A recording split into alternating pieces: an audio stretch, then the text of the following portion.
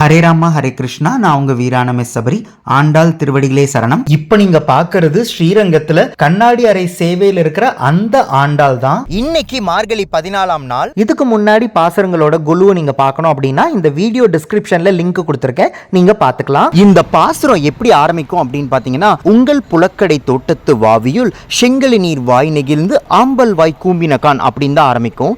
அதுக்கேற்ற மாதிரி பாசுர அலங்காரத்துல தோட்டத்துல நிறைய பூக்கள் இருக்கிற மாதிரி அலங்கரிச்சிருக்காங்க. அதுக்கு அடுத்தடுத்த வரியில சங்கோடு சக்கரம் ஏந்தும் தடக்கையன் பங்கைய கண்ணானை பாடேலூர் எம்பாவாய் அப்படின்னு இருக்கு.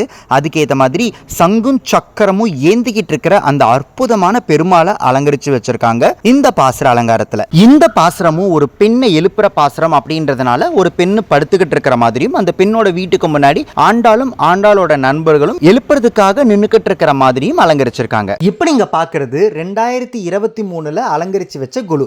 இப்ப நீங்க பாக்குறது 2024 அலங்கரிச்சு வச்ச குழு. ஒவ்வொரு வருஷமும் ஒரு சின்ன சின்ன மாற்றத்தை ஏற்படுத்தி அவ்வளவு அற்புதமா செஞ்சுட்டு இருக்காங்க ஸ்ரீரங்கத்துல. இந்த மாதிரி பாசுரத்துல இருக்கிற ஒவ்வொரு விஷயத்தையும் கவனிச்சு ஆண்டாள் கண்ணாடி அறை சேவையில குழுவா வச்சிருக்காங்க. நாளைக்கு அடுத்த பாசுரத்தோட குழுல உங்களை சந்திக்கிறேன். ஆண்டாள் திருவடிகளே சரணம். ஹரே ராமா ஹரே கிருஷ்ணா.